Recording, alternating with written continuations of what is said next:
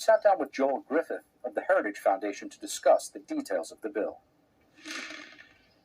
Joel Griffith, thank you so much for sitting down with us. Hey, glad to be here. Of course, Joel, President Biden on the campaign trail touting Bidenomics, 3.3 GDP growth coming in, exceeding expectations.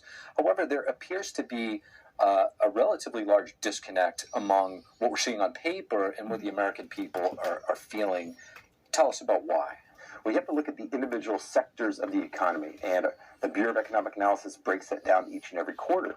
And what's very interesting is that we saw, once again, consumer spending increase. And in consumer spending, it comprises the bulk of our gross domestic product.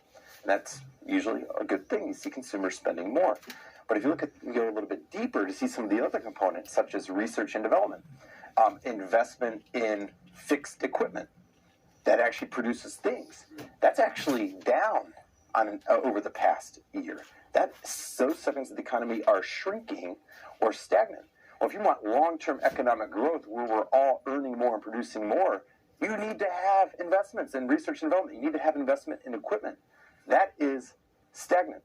And something else that the numbers don't really articulate is, even on the consumer spending side, when we see consumer spending more, we have to ask ourselves, how is it that this is happening in an era in which real incomes for typical families have declined by more than $4,000 over the past few years? Well, the answer partially comes from two things. Number one, at the time that consumers are spending more but earning less in real terms, they've done this by draining their savings. Savings is near a 40-year low. People are depleting their savings accounts and not replenishing them. Second of all, we've seen consumers spending more because they've taken on an inordinate amount of credit card debt. Credit card debt exceeded $1 trillion the last half of last year. It's an all-time record high. And families on average have added around $4,000 per family to their credit card balances. So if you combine the increase in credit card balances with infrastructure investments to voters in the battleground state of Wisconsin, arguing that his Bidenomics platform is boosting jobs and businesses. Watch. On my watch, instead of Infrastructure Week, America's having an infrastructure decade. Yeah. We're rebuilding factories and jobs are coming back to America. And in a Thursday statement, President Biden also praised new economic data showing that the U.S. GDP grew at 3.3% pace in the last quarter of 2023, which was much faster than what was predicted. But despite the positive data here, the Federal Reserve has yet to decide on future rate hikes, and some economists are still warning about a mild recession in 2024. Meanwhile, U.S. Treasury Secretary Janet Yellen today saying that inflation is, quote, well under control, adding that a recession is now unlikely. Watch. Though some forecasters thought a recession last year was inevitable, President Biden and I did not. Instead of contracting, the economy has continued to grow. But while the administration is seizing this moment to try to convince skeptical voters that the economy is improving, a new poll today by the Pew Research Center shows that fewer than 1 in 3 Americans think that the economy right now is good or excellent. And while that's a slight improvement from April last year, it's actually far less positive than in 2018 through early 2020, which is during Trump's administration and before COVID hit. And right now, both President Biden and former President Trump are using the economy as their main topic in their 2024 pitch to voters. President Biden, in his statement today, warning that if Republicans win in this upcoming election, they're going to give out massive giveaways to the wealthy, while President Trump is saying that President Biden's to blame for higher cost of living. Back to you. He is. Iris Howe reporting live for us from the White House. Thank you, Iris. Ain't Donald Trump's and a fault. deal to make changes at the southern border, something senators have been negotiating for months now, could be falling apart. Today, Republican senators giving mixed responses on whether Minority Leader Mitch McConnell was backing away from the deal and whether possible opposition from former President Trump has anything to do with it. And to these more Speculations are mounting about whether Senate Minority Leader Mitch McConnell plans to ditch the idea of tying border policy changes to funding for Ukraine, Israel, and Taiwan. This is after reports circulated that the Republican leader told his conference that these negotiations on the border were getting tough politically. Republicans now telling us that behind closed doors, the Republican leader has changed his tone. After yesterday, it sounded to me like maybe he was less enthusiastic about the border, but he didn't address Ukraine yesterday, so I have no idea. When he did say yesterday that it's clear where our parent nominee is on it, see, that was a difference in tone. And what you just heard from Senator Braun points to some comments reportedly made by McConnell where he referred to Trump as the nominee, which is big coming from McConnell considering he's not a fan of Trump, just to say it lightly.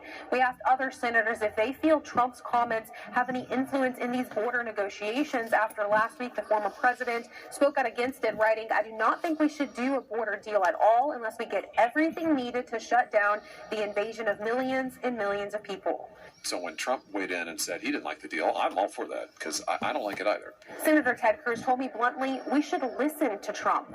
And while Trump's influence could be a factor here, it's also important to keep in mind that there's a growing number of Senate conservatives who consistently buck Senate leadership and are now speaking out strongly against this border deal. Other Republicans brushed off speculations that Trump has any influence here. I don't think that's what this has ever been about. I think the border negotiations were going south well before the president opined at all on it.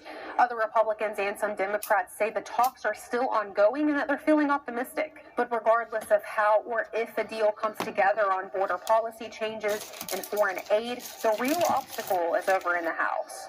Reporting from Capitol Hill, Melina Weisskopf, NTD News.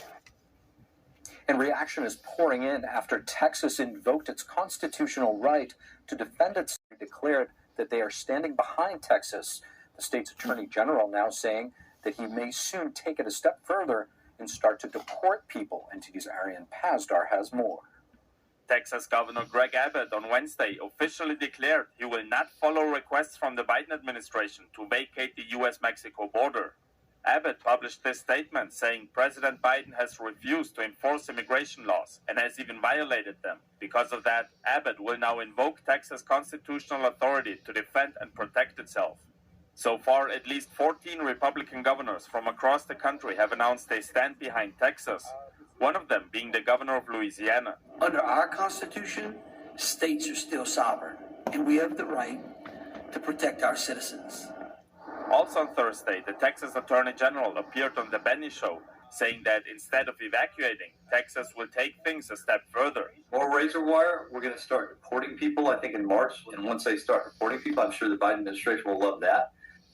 Meanwhile, illegal immigration is having a real-life impact in places across the U.S. This footage circulating this week shows that immigrants are being housed at Boston's airport.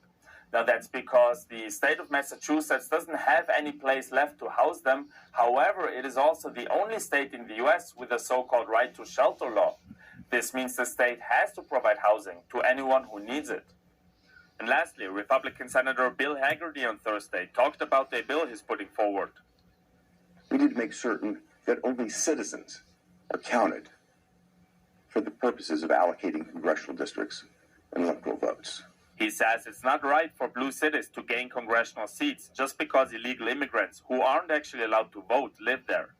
Arian Pazdar, NTD News. And coming up, the U.S. is taking Clark from the explain why these illegal immigrants purposes of explain our nation today. We count people for the purpose of allocating districts. What we're seeing is the Democrats abusing the system by creating sanctuary cities in blue states that are literally losing citizens every day to states like mine.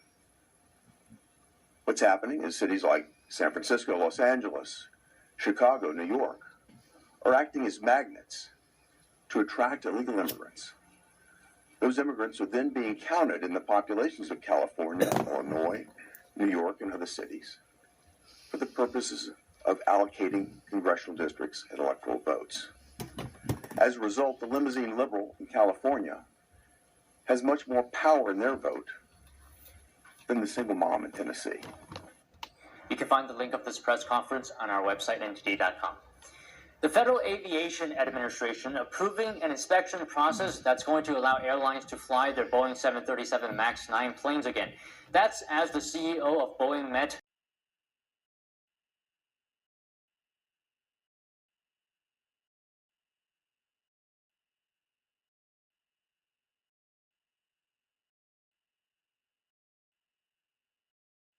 not dealing with the root causes of the issue.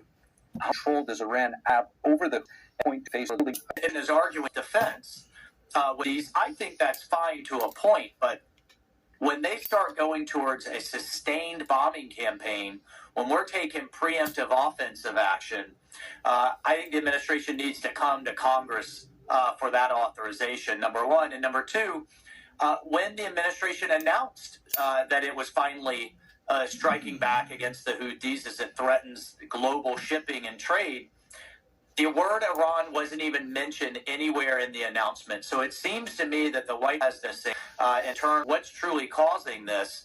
The Houthis, Hezbollah, and others would not be able to function as effective military fighting forces if it for their actor, the largest state sponsor of terrorism in the world, and that's Iran. And 2 years ago, all of those groups were complaining that they were out of resources, out of cash, and were less and less effective. That's because maximum pressure was. Now look at them; they are affecting global trade, oil and gas.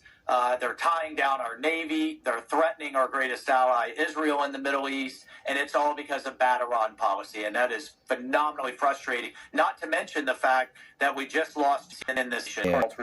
Thank you.